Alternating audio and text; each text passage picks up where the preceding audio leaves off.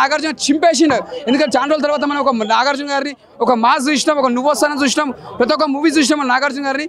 చాలా రోజుల శేఖర్ కమల డైరెక్షన్లో మళ్ళీ ఒక నిరూపించుకుని నాగార్జున కింగ్ నాగార్జున గారు యాక్టింగ్ కానీ ఫైట్స్ కానీ ఒక్కొక్క స్టైల్స్ చూస్తున్నా మాత్రం మళ్ళీ మనకు రజనీకాంత్ కనిపిస్తుంది. అంత యాక్టింగ్ అంతా బాగా చేసిండు.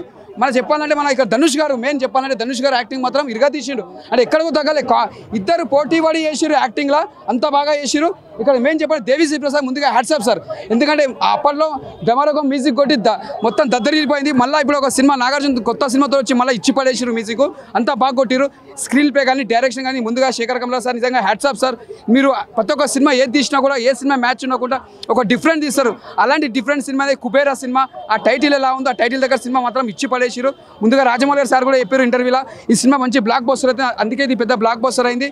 సూపర్ సినిమా, ఎక్కడ కూడా తగ్గదే లేదు. ముందుగా నాగార్జున ఫ్యాన్స్ మాత్రం తుమ్ము లేచిపోయారు. ఫ్యాన్స్ మాత్రం పెద్ద పండుగ అని చెప్పొచ్చు, మళ్ళీ కంబ్యాక్ అని చెప్పొచ్చు నాగార్జున గారు. 100% ప్యాన్ ఇండియా కదన్నా, దానికి మించిపోయింది సినిమా. సూపర్ ఉంది. ఇద్దరు మాత్రం పోటీ పడి చేసి నాగార్జున గారు కానీ ధనుష్ గారు కానీ ఇద్దరిది బాగుందన్న. ఇద్దరిది అంటే మన ఎవరిది బాగుందని చెప్పలేము, ఇద్దరు మంచి పోటీ పడి చేశారు. అంటే కథ ఎలా ఉందో సినిమా స్టోరీ తగ్గట్టు అలా తీసుకొచ్చినారా. ఇప్పుడు ప్రతి సినిమాలో ఒక లవ్ స్టోరీ ఉంటుంది, ఒక యాక్షన్ ఉంటుంది. ఇది కుబేరా అంటే ఒక సస్పెన్స్ సినిమా, అంటే ఏం జరుగుతుంది దాని తగ్గట్టు సినిమా ఉంటుంది. అంతకు మించింది ఒక లవ్ స్టోరీ కాదు. విలన్ మాత్రం దుమ్ము లేపేసి మన మాస్లో ఉంటాడు. ఇలా ఈ సినిమా ఉంటుంది కదా దాని సినిమాలో అలాంటి విలన్ కూడా ఇలా చాలా మంది యాక్టర్స్ విలన్స్ ఉన్నారు, చాలా మంది కష్టపడ్డారు సినిమా కోసం. ఇది మాత్రం నాగార్జున ఫ్యాన్స్ పెద్ద పండుగ. Block buster super. రీడింగ్ 5కి 4 ఇస్తా. వండర్ఫుల్. తన జోన్ దాటి పక్కకు అడిగేసిండు, సక్సెస్ కొట్టిండు శేఖర్ కమల్ గారు. నాకు చాలా సినిమాలో డైలాగ్స్ ఉన్నాయి టోటల్గా మలయాళ తమిళ సినిమాలు ఉంటాయి, ఆ టైప్లో ఉన్నాయి. అంత ఇంట్రెస్ట్గా ఉన్నాయి. మనం చెప్పాలి మనకేంది కమర్షియల్ కావాలి కదా, అని ఈ టైప్లో కావాలి. బాలబాబు డైలాగులు కావాలి, నరికెత్తా ఇటువంటి డైలాగులు కావాలి, అవి గుర్తుంటాయి చెప్పగలం. ఇంత ఇంట్రెస్టింగ్గా ఉండి ఒక బిచ్చగాని పాత్రలు గొప్పగా మెప్పించే సినిమాలు మనకు గుర్తుండవు. ఎందుకంటే మనకు కమర్షియల్ కావాలి కదా, డబ్బులు కావాలి. మనం పెద్ద బిచ్చగలం చెప్తున్నాను కదా, మనకి ఈ డైలాగులు గుర్తుండవు.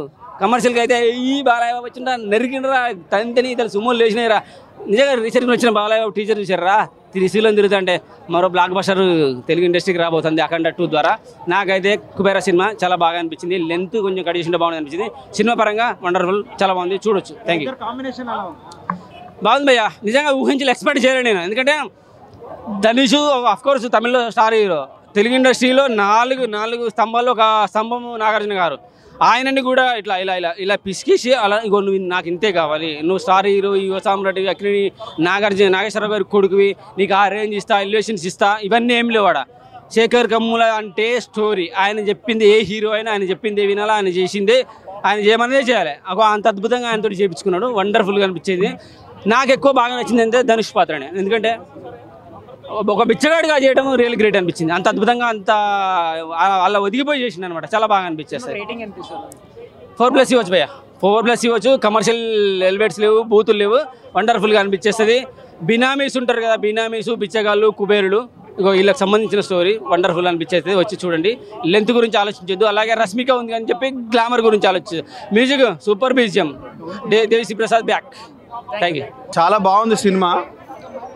క్యాపిటలిజం ఎలా అయితే దోచుకుంటుందో దేశాన్ని అనేది చూపించండి సినిమాలో. చెప్పగానే చెప్పినట్టు బెగ్గర్ క్యారెక్టర్ అంటే ఒక ఇట్లా కూడా రాయొచ్చు అనేది ఫస్ట్ టైం అనిపించింది. ఒక కొత్త ఎక్స్పీరియన్స్ అనిపించింది సినిమా చూసినంతసేపు. సో ఓవరాల్గా అయితే సినిమా చాలా బాగుంది, మంచి మెసేజ్ ఉంది. ఆలోచించాల్సిన సినిమా ఇది.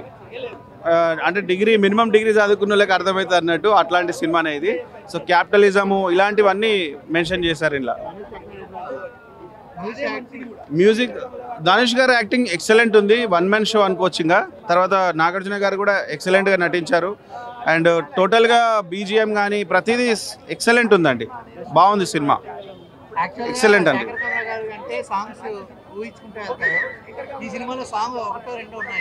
అవును, అంటే అక్కడ స్టోరీకి నీడెడ్ ఎంతవరకు ఉందో అంతవరకే పెట్టారు. బట్ ఓవరాల్గా అయితే సినిమా బాగుందండి, చూడొచ్చు, పర్లేదు, చూడొచ్చు. డ్యూరేషన్ 2 hours చేంజ్ ఉందండి, 2 hours 30 minutes ఏమో ఉంది.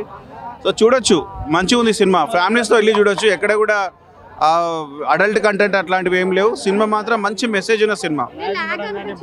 లేదండి, ల్యాగ్ చాలా సినిమాలు అంటే కొందరు అంటున్నారు ల్యాగ్ అని. ల్యాగ్ అంటే దేన్ని ల్యాగ్ అంటారు? అక్కడ స్టోరీలో ఆ సీన్ పెడితేనే ఆ గ్యాప్ పెడితేనే సినిమా స్టోరీకి న్యాయం చేసినట్టు ఉంటుంది. ల్యాగ్ అంటే ఏం లేదు, అండర్స్టాండింగ్ మీద ఉంది.